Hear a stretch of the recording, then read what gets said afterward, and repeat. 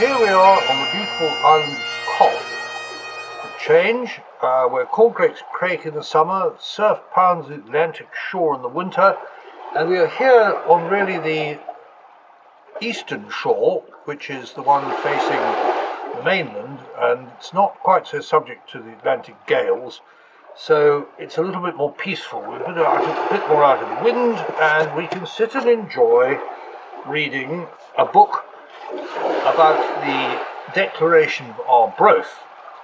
The book I'm talking about was published in 2003 and was republished in 2020 with a new preface.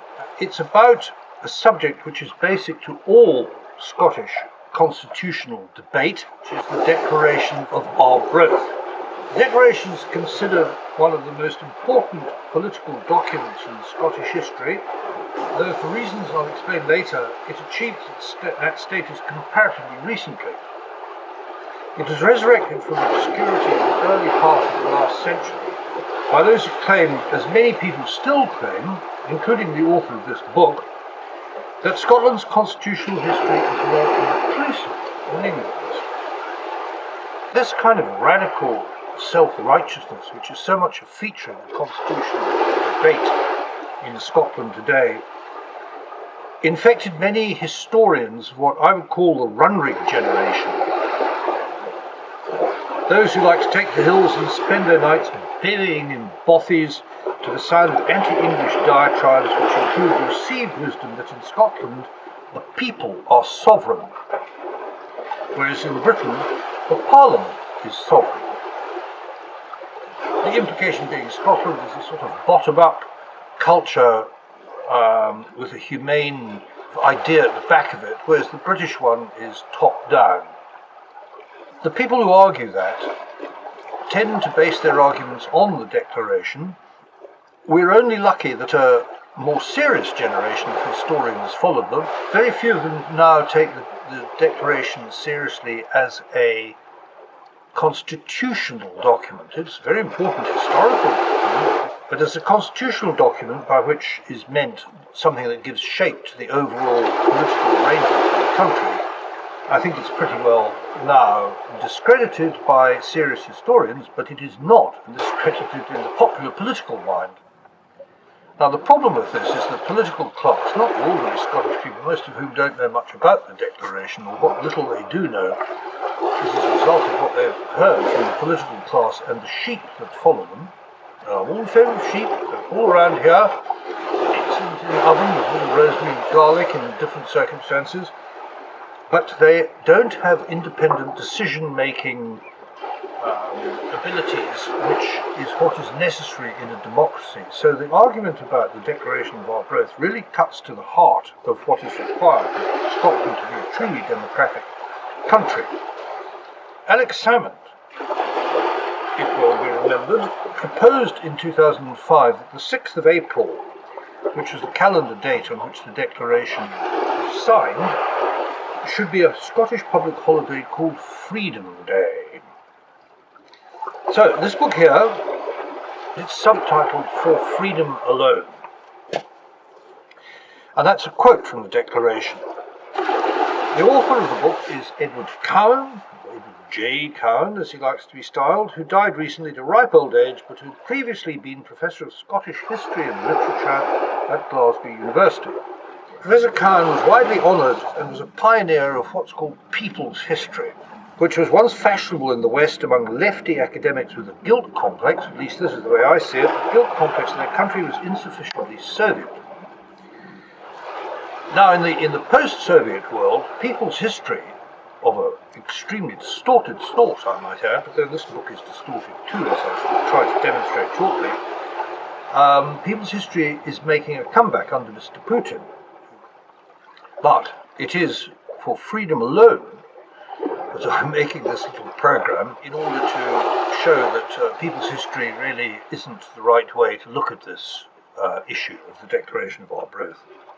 Now I'm going to concentrate on a much more important aspect of people's history, namely the danger to civil peace which is posed by artificially highlighted differences between different sections of the community, in this case the community of Great Britain. That's where the Declaration of Arbroath comes in. In fact, the original document was intended to reduce the dangers of conflict between Scotland and England by persuading the Pope to prevent the English going for what, in 14th century terms, was a second referendum after the Scottish army under Robert the Bruce had won the first round at Bannockburn in 1314. The declaration, of course, being written in 1320, 6 years later. Now, to nationalists, the importance of the Declaration of Arbroath is that it is evidence of popular sovereignty in Scotland, as opposed to England, which allegedly had parliamentary sovereignty, although, of course, at that time, England had no parliamentary sovereignty. And this may seem like an arcane distinction, but let me give you one example of its importance. In 2003, when members of the Holyrood Parliament swearing their oaths or affirmations of allegiance to the Queen and renouncing to the Crown as a governmental concept and therefore to the Constitution, in other words, the fundamental political structure of the country, Nicholas Sturgeon said, "Before making my affirmation, I wish to declare my belief in the sovereignty of the Scottish people." Now, this seemingly innocent form of words is intended to convey the idea that she was one of those who imagined Scotland had a more democratic constitution than England did. This, of course, is nonsense, since as 1707 the underlying assumptions of the Constitution of Great Britain have been identical from Land's End to Muckle Flugger.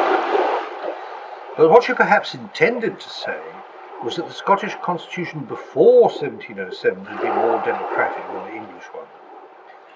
And since both of those are unwritten, this is a happy hunting ground for politicians with an axe to grind or who want to cause trouble in some fundamental way, like arguing about the status of the country's constitution.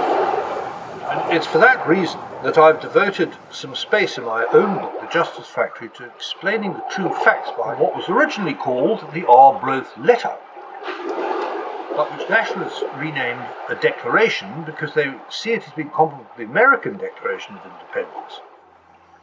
Since the Scottish electorate, by and large, doesn't know a great deal about either document, the Declaration of Arbroath can easily be used quite wrongly because the Declaration does not actually say what these people say it says.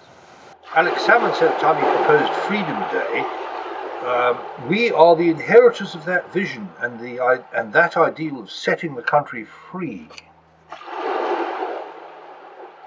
Now, you can take your view on whether being set free to be ruled by Alex Salmond is a good thing or a bad thing, or whether the same applies to Nicholas Sturgeon, or indeed whoever's going to follow Nicholas Sturgeon, as somebody inevitably one day will. This produces all sorts of strange results. In 2021, the 701st anniversary of the composition of the Declaration, a series of festivals was arranged in and around Arbroath with performances of music, storytelling, song and dance. Total cost for all this was, according to a Scotsman, £232,000.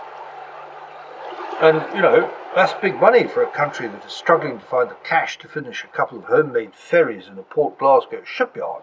But, because it's freedom, you'll spend whatever it takes. Now, Professor Cowan, in his preface to this new edition, the one I've got here, some commentators seem unwilling to acknowledge the letter's essentiality, paramountcy, and eminence. That's the Declaration of Arbroath, the Arbroath Letter.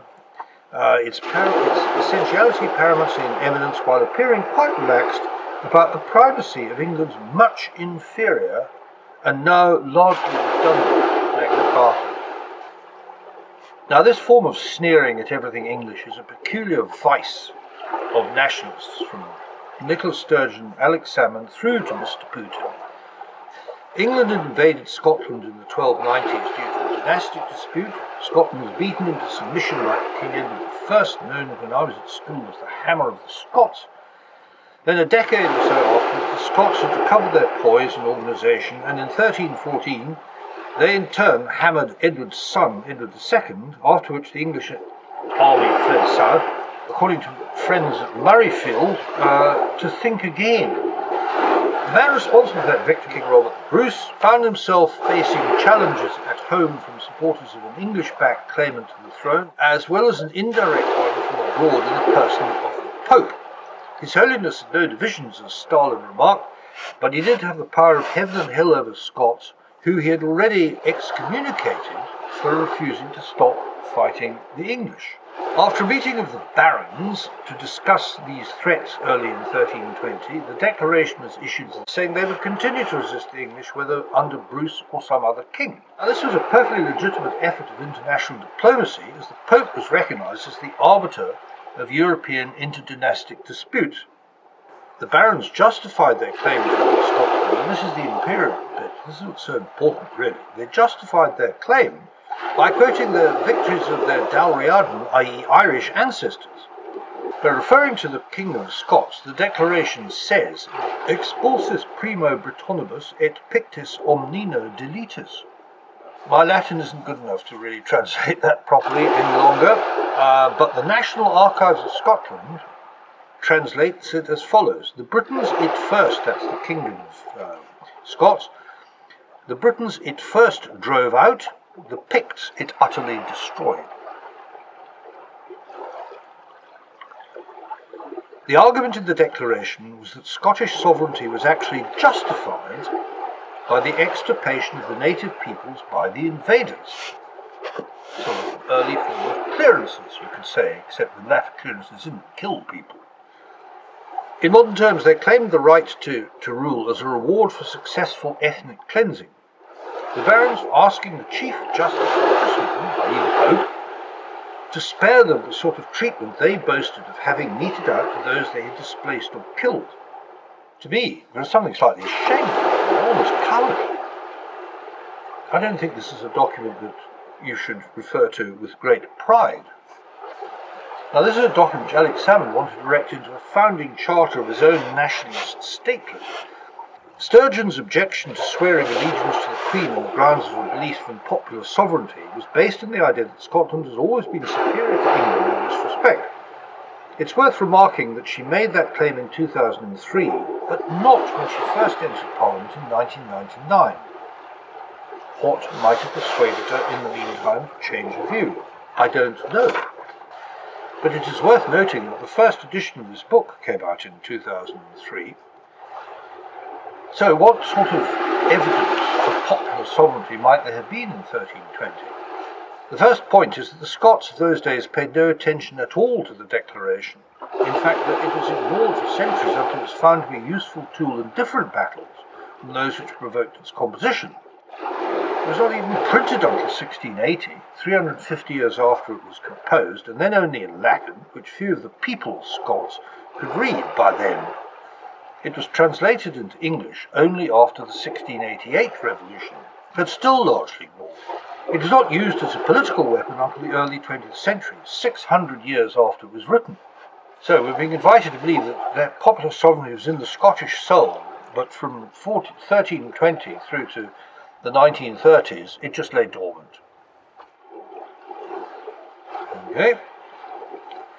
The sovereignty of the Scottish people as a line of constitutional history in fact emerged with the SNP, which was founded on the 14th of December 1933. Now that was a year of nationalist upsurge throughout Europe. In Germany, a new party had come to power on the basis of the claim to the sovereignty of Das Volk, which is of course the people, while in the Soviet Union, the Stalinist nationalism was replacing Bolshevik internationalism. Heroes like Peter the Great came back into the favour at the expense of Marx and Lenin. As in the New Germany, the Soviet idea was that a single all-powerful leader would represent the people. German nationalism has moved on since then. Scottish and Russian nationalism has not. Like President Putin, the SNP is still fighting battles which have their roots in the 1930s. The barons who signed the Arbroath letter were said to have been representing the people of Scotland when they said that any king who did not defend the country against the English would be replaced. That is what modern nationalists call popular sovereignty. They contrast this with parliamentary sovereignty, which they see as being a uniquely English form of government. Despite democracy, it is said to be hostile to the Narod-based approach of the Scots since the Middle Ages. Now, this is not the place to go into these sort of arguments in detail, but it seems to me enough to say that few people accept that medieval Scotland was the only government in Europe at the time, actually with the partial exception of Novgorod the Great, in which the people had some meaningful influence over those who ruled the state. Nonetheless, this fairy tale constitutionalism was the basis on which Sturgeon and others refused to honour the British Queen voluntarily. The idea of a distinction between Scottish popular and English parliamentary sovereignty appealed to those people from the 1930s on who wanted a myth they could use to undermine Westminster governance by demonstrating the superiority of Scottish institutions over English ones. The creative misinterpretation of Scottish constitutional history was the work of John McCormick, who had helped found the National Party of Scotland while, like Sturgeon later, he was studying law at Glasgow University. In the 1930s, he claimed democratic superiority over England because Scotland had always been a freer country than its neighbour. This is what he wrote in his political biography, A Flag in the Wind, which was published in 1955. In nearly 2,000 years, no conqueror has ever brought a new and alien ruling class to subjugate the common people, which of course is exactly the opposite of what the barons were saying, which they said they had conquered the people of Scotland and either expelled or exterminated them. The practice of democracy came naturally to the people of Scotland, since in the fundamental sense of family all men were equal in blood and dignity, if not in power and wealth. We're all Jock Thompson's bairns. Scotland had no need for a Magna Carta. The king was not a supreme ruler standing above all law, but was the head of a family, primus inter pares, who had to obey the law like everyone else. That is, of course, the principle behind Magna Carta, which is now outdated under Professor Cowan. Anyway, every sentence of John McCormick's passage I've just quoted is nonsense. Scotland was conquered by invaders from Ireland who established Dalriada. The only law the Declaration asserts is the right of barons to change kings if the reigning ruler does not do as they want. But that was also the limit of law in the Kremlin in Soviet times, as the fate of Khrushchev illustrated in 1964. And that's a very long way from popular sovereignty. I think you will agree. The suggestion that the king was subject to law was ludicrous in a state which had very little law of any sort except between landowners and the king. There was hardly any people's law of the sort that protected peasants in contemporary, but of course deeply inferior, England. Later, the idea of law controlling the king, which was the core concept in the Magna Carta, was specifically denied by James VI after he became James I of England. He believed that he was descended from the conquerors of the land north of the Tweed, and so had the same right to rule there as heirs of William the Conqueror south of the Tweed in 1066.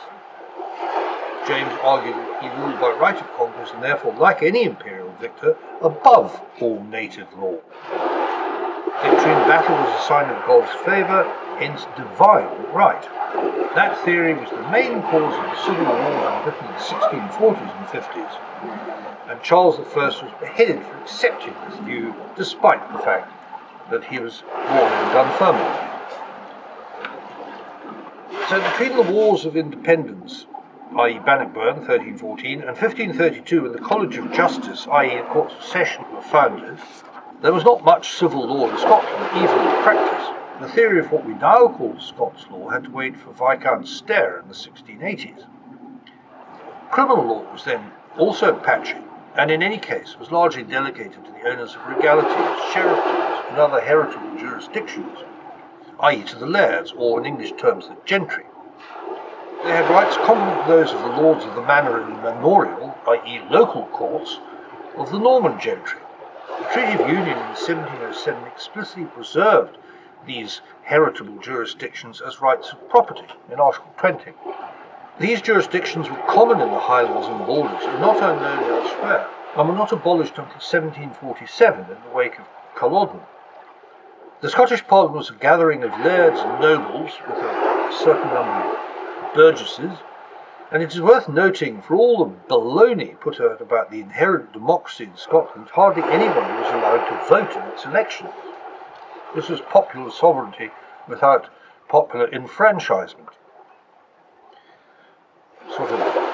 osmosis, process of osmosis, you discern will of the people.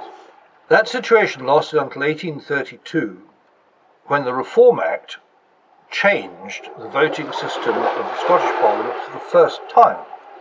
The old Scottish Parliament voting system carried on until 1832. And just to give some context, in very broad terms, at the time of the American Revolution, approximately 1 in 6 Americans had the vote. Those were white, adult, male property owners. Approximately 1 in 60 people in England had the vote. They had to be more substantial property owners. And approximately 1 in 600 Scots had the vote. For example, here, in the Isle of Coll, in the constituency of Argyllshire, it had, right the way through this period, until 1832, as a result of the constitution of the Scottish Parliament, it had an electorate of about 50 people. Same with Inverness, next constituency up. Not only that, every single one of the MPs who served for Argyllshire was a Campbell, appointed by the Duke, or selected by the Duke, I should probably say. And the Reform Act itself wasn't even a product of Scottish democratic internal sensibility. It was a product of an aristocratic English approach, in the sense that the person who was Prime Minister at the time who led the government that put it through was Lord Grey, a Northumbrian nabob, you could say. And I emphasise all this because the idea that the ordinary people of Scotland had any meaningful say in government before Lord Grey stepped in from the inferior jurisdiction that Cowan denigrates and sneers at is just totally absurd. Misusers of the Declaration of Arbroath, like Alex Salmond and Nicholas Sturgeon, base their claim to rule a separate Scotland either on what, if they're ignorant, is a false prospectus, or, alternatively, if they're not ignorant, is a knowing political fraud. This book, I would suggest, is a kind of accessory to that fraud. And I'll only end by saying that the person to read on this subject is a guy called Colin Kidd, excellent historian, who's taught in Glasgow and Belfast and is now a professor of history at the University of St Andrews. And I especially recommend his book on this general subject, The Union and Unionisms, Political Thought in Scotland, 1500 to 2000. It was published in 2008, and you can go a little bit further if you've discovered the joys of legal history and have access to the juridical review. His most relevant article on the subject is called Sovereignty and the Scottish Constitution before 1707. And Professor Kidd is clear about the view at the time, i.e. not in Holyrood in 2003. He concludes, and I quote, "There was no national consensus on the location of sovereignty in pre-Union Scotland. Sturgeon's claim to believe in the sovereignty of the Scottish people in contradistinction to English practice is dangerous, divisive nonsense." And the best I can do to halt this dangerous trend is to say, as loudly as I can, that Professor Cowan is talking through his bobble hat. And what I'd like to do as a final point about this is talk to my hostess here, Kirsty McFarlane, whose family have been on this croft for generations and who lives just over the rocks here, and who has a very good understanding of the Gaelic view of all these things, which is completely different from the Anglophone view. Remember that Alex Salmond, when he called his party Alaba recently, he didn't know that he was mistranslating the word that was the fundamental concept of his party, the name. So, I will now ask Kirsty to explain in a few words how she sees the difference between these two ideas of political sovereignty and parliamentary sovereignty, but first of all, basically, the issue of sovereignty. Sheikh, ha me dolachut rish na horsti an draste. Ha mission am huye garig ha je hokal mvleone shachkiet juk shia juk. Garig ha doen gestoich fer an roosjel fer een beug toe een naatje trussig agus a krunjach en kuch spray. Oliver an alm tokal maal. sé ru bháin le hacinir, agus saon le dúch ar a gael a bhain dáchean te cholle ag an nám seo, agus nu a bheit hiad ar amach na sémas ach seachad, bheit ecisan, ar amach na répoltach a hógal fig na scíre. Mar sin bheit déithnar ag stréiste an na seo an na sórastol. Duine a bheit san lugan na dúcha agus inmheh a rí agus na parlament brechtaniche a dhéan. Súil dé a bevisse don na Collich gotá, a bhí a Gaelic do chuach na riach in jo Gaelic do cheannas na caiimbalach. Céir hiad bliana na behráide nu de scríomh an líte reinimel an op vroig sa bhlinne 3 keertjes fichad.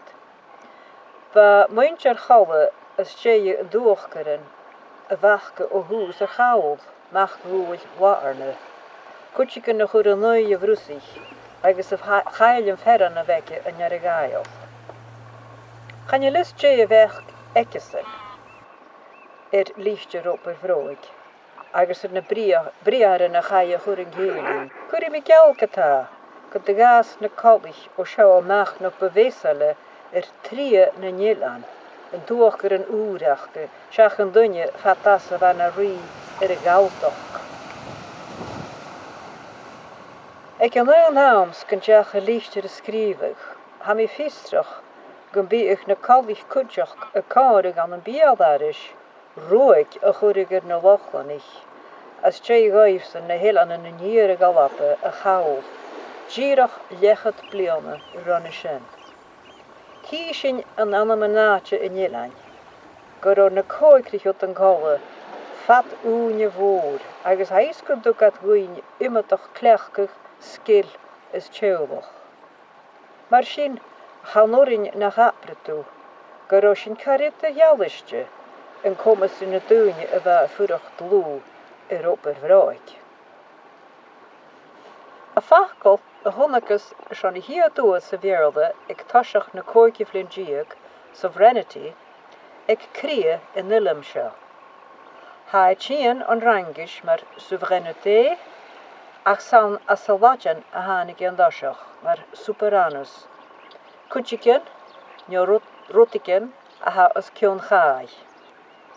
Ha ciolach sa landú cuach as áste de gúich a ha tarsí nio eisimalach.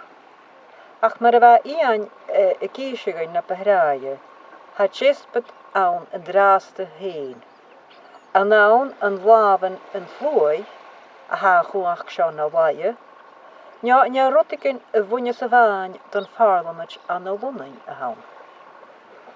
Sa bhléal na 3 keertjiek is fichad, va allappe na dúich ime chultarach. A gailtach sa níir, an an arcah is seoltain, na hua fo smaig na lochlanach, agus tír mór na hallapin har a rodúine a brín Frankis is bearla. Súil an gabe a chritsin, gur ó slúach na dúcha seo, a mún chagúnach a rin ag a mún án, a gúntachach gur an úntasan a bheit a chuach as áste seo, agus gur ó bói san bí ag ginnachcha a rí na hallapin. Well, thank you very much, Kirsty. That makes it very clear, and I rest my case.